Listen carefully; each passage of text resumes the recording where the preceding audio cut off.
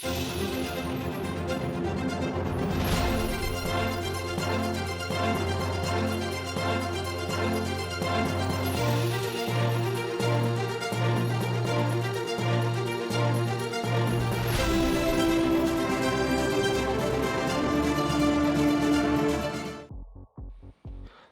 അപ്പോൾ എല്ലാവർക്കും good morning.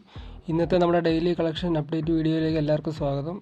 അപ്പോൾ ഇന്ന് നമ്മുടെ ലാലേട്ടൻ്റെ തുടരും സിനിമയുടെ ഡേ 10 സൺഡേ, അതായത് ഇന്നലത്തെ കളക്ഷനാണ് നമ്മൾ ഷെയർ ചെയ്യുന്നത്. നമുക്ക് കളക്ഷനിലേക്ക് പോകാം. ഇന്നലെയും ഇതുവരെയുള്ള 9 ദിവസങ്ങൾ പോലെ തന്നെ 10 കോടിക്ക് മുകളിൽ ഡബിൾ ഡിജിറ്റിലാണ് വേൾഡ് വൈഡ് കളക്ഷൻ വന്നിരിക്കുന്നത്. അപ്പോൾ ടോട്ടൽ വേൾഡ് വൈഡ് നമ്മൾ ഉദ്ദേശിച്ച പോലെ തന്നെ 160 കോടി എത്തിയോ ഇല്ലയോ എന്നുള്ള കാര്യം നമുക്കിപ്പോൾ നോക്കാം. ഇന്നലെ ഡേ 10 സൺഡേ കേരളത്തിൽ നിന്ന് വന്നിരിക്കുന്ന കളക്ഷൻ 7,45,00,000 രൂപയാണ്, കേരളത്തിൽ നിന്ന് മാത്രം. റെസ്റ്റ് ഓഫ് ഇന്ത്യ ഇന്നലെ വന്നിരിക്കുന്നത് 1,27,00,000 രൂപയാണ്.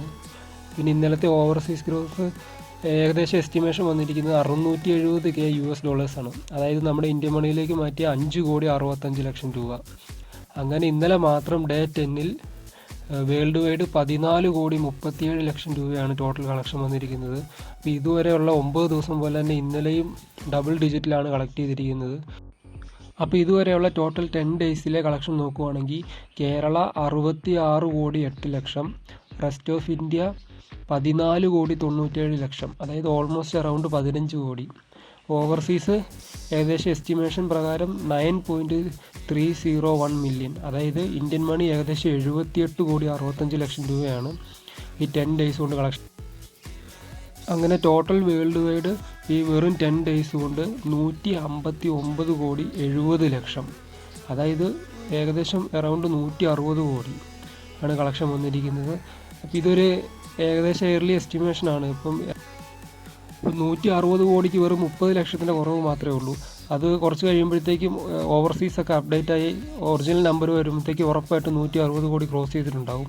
അപ്പോൾ വെറും 10 ദിവസത്തിൽ 160 കോടി എന്ന് പറയുന്ന ഒരു വലിയ റെക്കോർഡാണ്. അപ്പോൾ ഇന്നത്തെ കേരള അഡ്വാൻസ് തന്നെ 2.5 കോടിയോളം എത്തിയിട്ടുണ്ട്.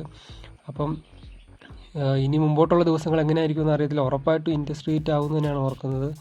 അപ്പോൾ അടുത്ത് 200 കോടി അടിക്കട്ടെ. അപ്പോൾ നമുക്ക് അടുത്ത ഡെയിലി കളക്ഷൻ അപ്ഡേറ്റുമായിട്ട്